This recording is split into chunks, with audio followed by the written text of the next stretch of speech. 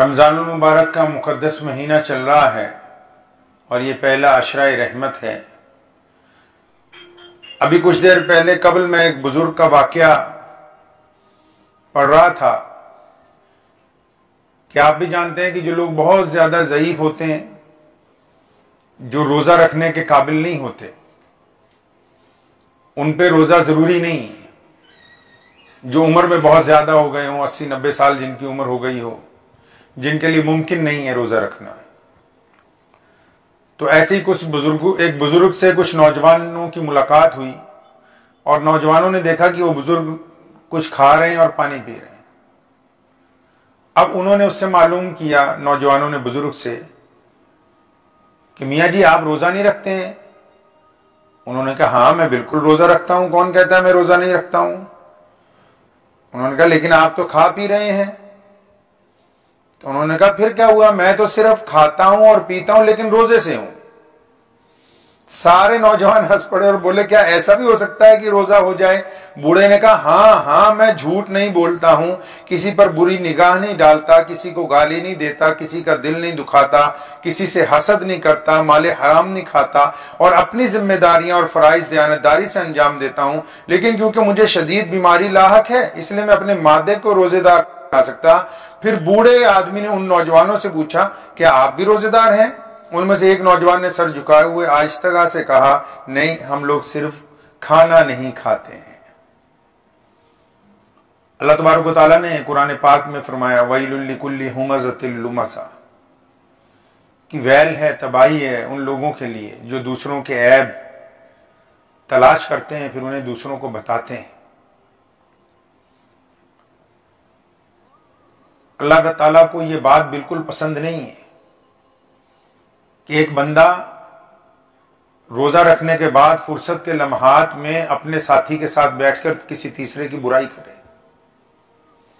قرآن پاک میں سخت وعید آئی ایسے لوگوں کے بارے میں۔ اللہ تعالیٰ نے ناراضگی میں فرمایا نار اللہ الموقدہ، کہ ہم اس کو اپنے ہاتھ سے جلائی ہوئی آگ میں جھونکیں گے۔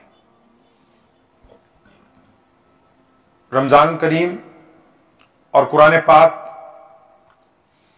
دونوں اسلام کے مضبوط جز ہیں، اور یہ رمضان شریف جو ہے یہ نزول قرآن کا مہینہ ہے۔ ہم لوگ جتنا زیادہ قرآن اس مہینے میں پڑھیں گے اتنا زیادہ اللہ تبارک و تعالی ہم پر متوجہ ہوں گے، اور قرآن پاک صرف نازلہ پڑھنا ہی نہیں بلکہ قرآن ہم سے کیا چاہتا ہے اسے سمجھنے کی بھی بات۔ اللہ نے فرمایا کہ ویل ہے، تباہی ان لوگوں کے لیے جو دوسروں کے عیب تلاش کرتے ہیں اور پھر انہیں دوسروں کو بتاتے ہیں۔ یہ ایسا گناہ ہے کہ بندہ روزہ رکھنے کے بعد جب اس گناہ کا مرتکب ہوتا ہے تو عملی طور پر اس کا روزہ جو ہے وہ نہیں رہ جاتا۔ احادیث میں بار بار آیا، بخاری شریف میں اللہ کے نبی صلی اللہ علیہ وسلم نے فرمایا کہ اللہ تعالیٰ کو ہم لوگوں کے بھوکا پیاسا رہنے سے کوئی فائدہ نہیں ہے، اللہ تعالیٰ دلوں کے حال کو جانتا ہے۔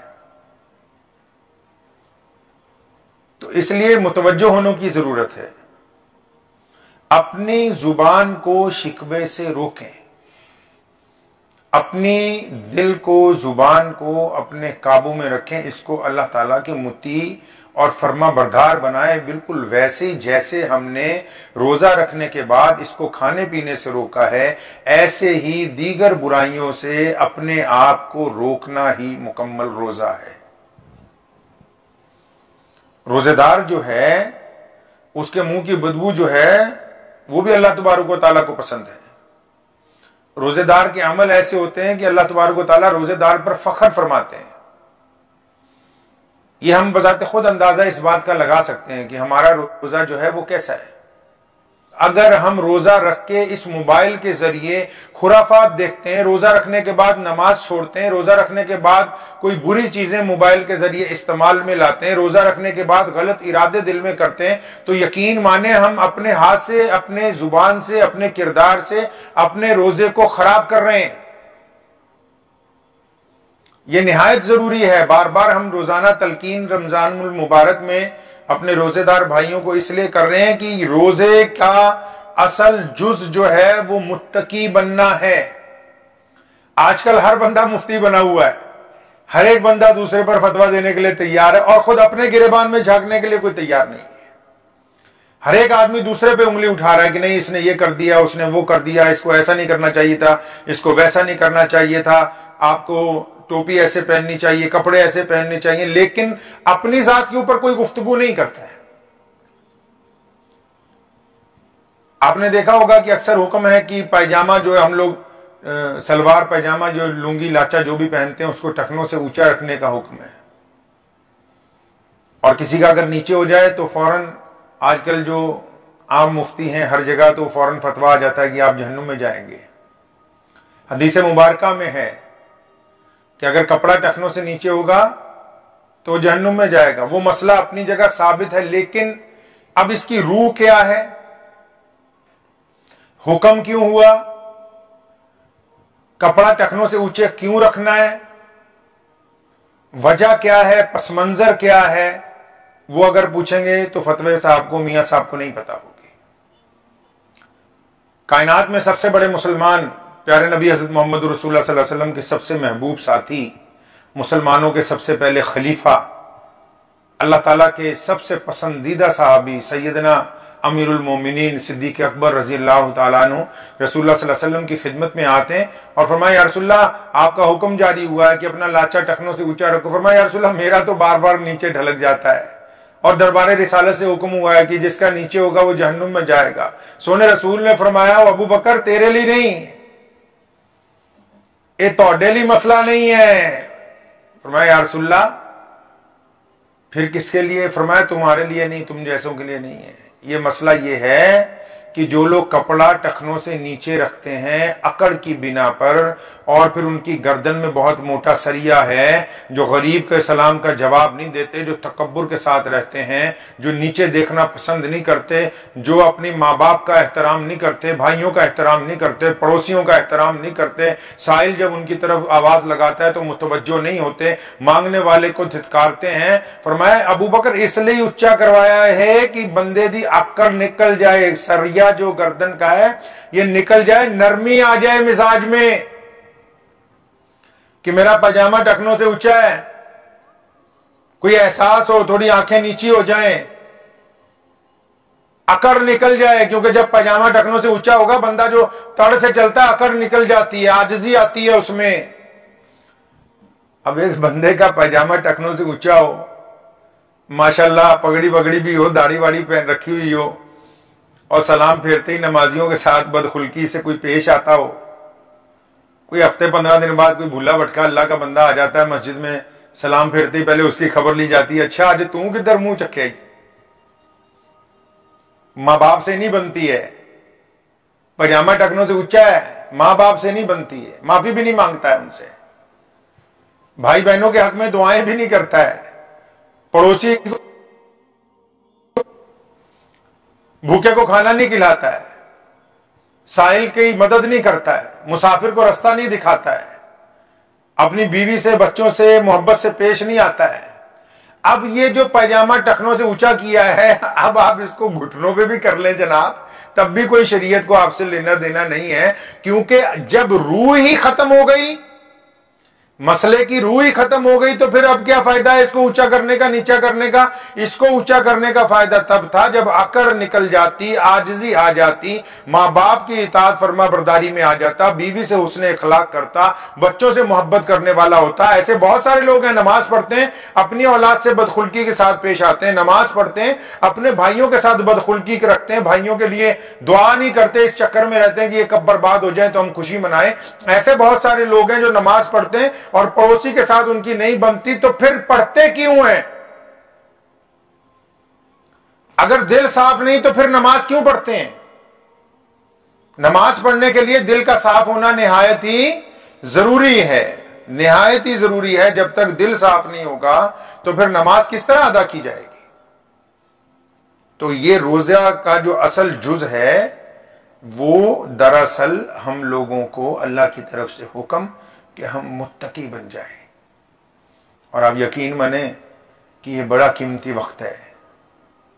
कुछ लोगों को ऐसा लगता है कि वक्त नहीं गुजर रहा है, बड़ी तेजी से रमजान गुजर रहा है। आपको हैरत होगी कि आज 4 दिन हो गए रमजान को, तेजी से रमजान निकल रहा है। आपको ये तो बता सकता है कि आपका मोबाइल, कि आपने फेसबुक पर, व्हाट्सएप पर यूट्यूब पर कितना लम्हे गुजारे, इसमें नोट होगा। क्या आप ये बता सकते हैं अपने ज़मीर को कि कितने पारे कुरान पाक के आपने पढ़ लिए हैं? क्या अपने आप को आप बता सकते हैं कि कितने लोगों को ताकत होने के बावजूद आपने उनके हलक तक लुकमा हलाल पहुंचा दिया है? क्या बता सकते हैं आप अपने ज़मीर को कि आपने उनसे माफ़ी मांग ली जो आज तक मुंतज़िर थे कि हाँ हमारा भाई हमें अपने आके गले से लगाएगा? ये मोबाइल तो बता सकता है क्योंकि इसमें सब कुछ नोट हो रहा है कि आपने कितना वक्त किसके साथ गुजारा है, इसमें कौन सी ऐप्स के साथ। लेकिन क्या आप अपने ज़मीर को भी पूछते हैं कि आपने कितना वक्त किसके साथ गुजारा है? क्या कभी आप अपने दिल को उस तरफ मुतवज्जो कर रहे हैं? आप यकीन माने ये 4 नहीं, एक एक करके सारा रमजान हाथ से निकल जाएगा और फिर हम हाथ मलते ना रह जाएं, हाथ ना मलते रह जाएं। रोजेदार का बड़ा एहतराम है मेरे भाई अल्लाह की निगाह में। आप देखें ना, रोजेदार वजू करता है, इतनी गर्मी के अंदर तपती हुई धूप के दरमियान रोजेदार रोजा रखता है, फिर जब वजू करता है तो हलक से पानी का कतरा नीचे नहीं जाने देता। फरिश्ते रश्क करते हैं कि लाउल आलमीन ये आपके बंदे हैं, कोई देख नहीं रहा, इस गले के अंदर कोई कैमरे नहीं लगे हुए जो पानी के उन कतरों को नीचे जाता हुआ देख लें, लेकिन इसका ज़मीर गवारा नहीं करता कि मैं अपने रब का मुजरिम ना बन जाऊं, मेरा रब मुझसे नाराज ना हो जाए। वजू के दौरान भी एक कतरा पानी का नीचे नहीं उतरने देता। फरिश्ते रश्क करते हैं आप पर कि अल्लाह ने आपको रोजेदार बनाया है। आप ये ना समझे कोई मामूली बात है रोजेदार बन जाना, बहुत किस्मत की बात है। हर एक बशर के लिए यह मर्तबा नहीं है। अल्लाह ताला ने आपको मौका दिया है, जिंदगी दी है, वक्त दिया है, वसाइल दिए हैं। क्या अब भी वक्त नहीं है कि हम अपने रब को मनाएंगे? अहले ईमान की जिम्मेदारी बनती है कि वो रमजान करीम के रोजों के दरमियान इस्तगफार का एहतमाम करें। जिस तरह हम अल्लाह से माफी मांगते हैं, जो लोग हमसे माफी के ख्वाहिशमंद हैं हम उनको भी माफ करें, और जिनसे हमें माफी मांगनी चाहिए हम उनसे भी माफी मांगे। अपने दिलों को रंजिशों से साफ कीजिए। ये रमजान है, ये इनकलाबी इबादत है, याद रखिएगा, ये इनकलाबी इबादत है। इनकलाब जब आता है तो हालात बदलते हैं, और रमजान इनकलाबी इबादत है। इस इनकलाबी इबादत के दौरान भी अगर हमारे जाती हालात, हमारे जिस्मानी हालात, हमारे रूहानी हालात नहीं तब्दील हुए तो फिर रमजान का हमें फायदा नहीं होगा। दुआ कीजिए अल्लाह ताला इस इनकलाबी इबादत में मुझे और आप सबको कबूल फरमाए। इन्हीं अल्फाजात के साथ इजाजत चाहता हूँ। व आखिरु दावाना अनिल हम्दुलिल्लाहि रब्बिल आलमीन। मुझे उम्मीद है कि आपको ये वीडियो पसंद आई होगी। अगर पसंद आई हो तो ये आप अपने दोस्तों के साथ शेयर करें और इस चैनल को सब्सक्राइब जरूर करें।